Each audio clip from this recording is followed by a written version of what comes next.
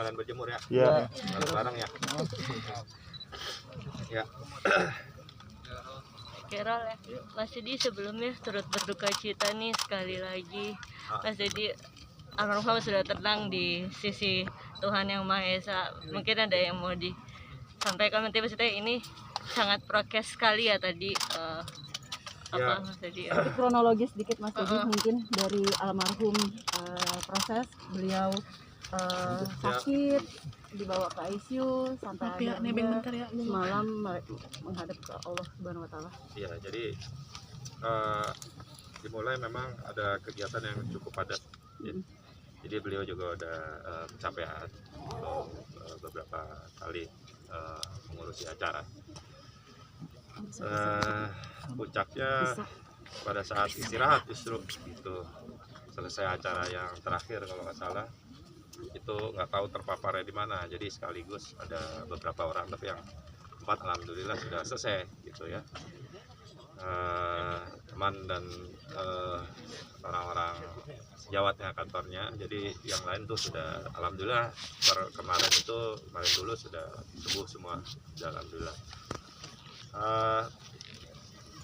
Karena kebetulan istri saya Rina, dia memang mempunyai penyakit bawaan ya, jadi ada sinus ya, jadi ada sesak nafas, pernah asma juga gitu.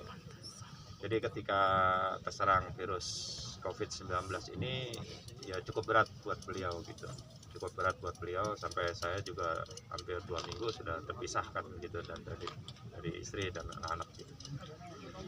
Kenapa, kalau boleh tahu, kena COVID-nya dari kapan?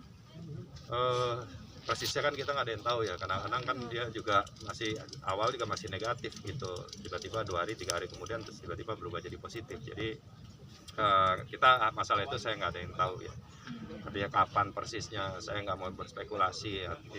Itu yang bisa menghitung dan menjawab itu semua kan dari tim kedokteran sendiri itu. Tapi mohon maaf Mas, ketika almarhum pergi, apakah memang sudah negatif atau seperti apa?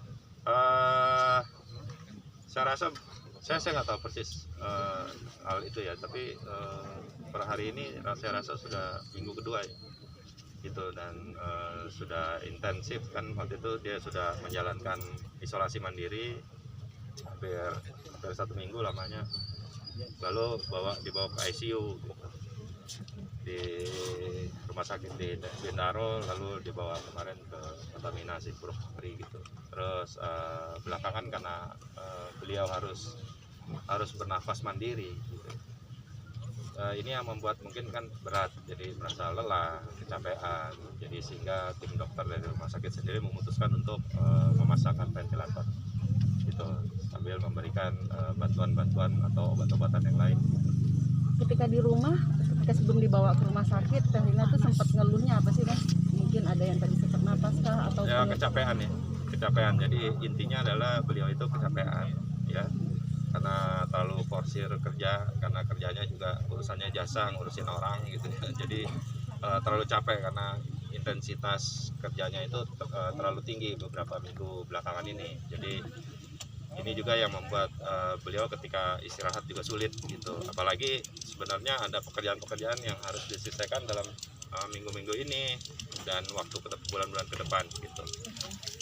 Sehingga yang menyiksa atau pikiran beliau gitu.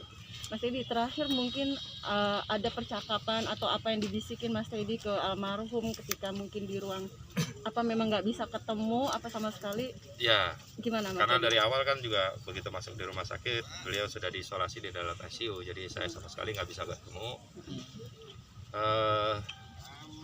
Kita tetap berkomunikasi awalnya sampai pemasangan ventilator gitu ya, 3 hari terakhir ini. Jadi selama ini ya komunikasi biasa via WhatsApp ya, ada voice call atau video call gitu. Cuma karena intensitasnya terlalu tinggi sehingga saya sebagai suami juga melarang. Jadi yang diperlukan adalah seorang pasien biasanya istirahat. Jadi saya sangat perlu sekali melihat dia tuh istirahat. Sementara ya pekerjaannya udah terlalu banyak.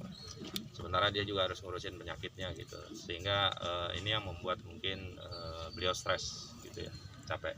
Mas Teddy, ada mungkin pekerjaan pekerjaan yang tadi yang harus dikerjakan Teh Rina yang belum selesai ataupun memang sudah selesai semua, seperti apa pertanggungjawaban Teh Rina? Mungkin ada pekerjaan catering, pekerjaan wedding yang Ya, belum selesai? ya karena sebagai jasa wedding organizer pasti apa yang sudah dijalankan atau sudah tanda tangan kontrak dia pasti akan terus dijalankan sambil menunggu ke depannya bagaimana siapa yang akan bertanggung jawab untuk mengambil alih kepemimpinan Rina Gunawan Wedding Organizer sementara waktu.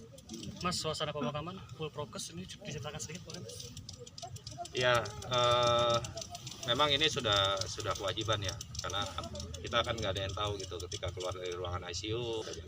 Mas Dedi, sebelum almarhum pergi, mungkin ada sesuatu yang belum terwujud atau harapan yang ingin dicapai? Ada yang perlu sampaikan mungkin Mas sebelumnya? Saya rasa ya ada hal beberapa bulan belakangan dia juga bercanda, pokoknya Bunda mau menyaksikan Dedek sama kakak menikah gitu. Ya dia pengen nyaksin dulu gitu, anak-anaknya bisa menikah terus baru deh habis itu Bunda mau pulang gitu, tapi mau nyaksin dulu. Tapi ya itu mungkin sekedar gurauan. Itu kapan Mas? Tepatnya Itu gurauan itu? sebelum sakit ya. Ibu. Tapi pada saat sakit ya terakhir yang saya lihat, saya sempat video call sekitar 5 detik 10 detik itu ya cuman sebelum pemasangan ventilator aja, jadi dada-dada pada saya. Daya. Dan almarhum sangat meskipun sakit masih tetap bisa support kayak mungkin sama Asanti juga kemarin sama pejuang gitu.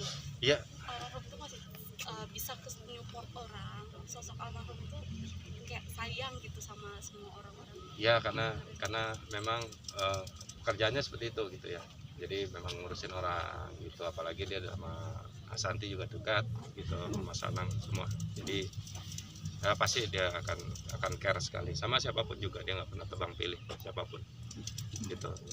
Ya alhamdulillah bahwa di saat-saat terakhirnya sekitar 30-40 menit saya dan anak-anak sempat ya menalkin beliau gitu loh. Jadi membimbing terus-menerus tanpa henti selama 30 menit. Itu dekat sama ketika membimbing pada saat itu sendiri, berdekatan atau gimana? Ya jadi video call ya.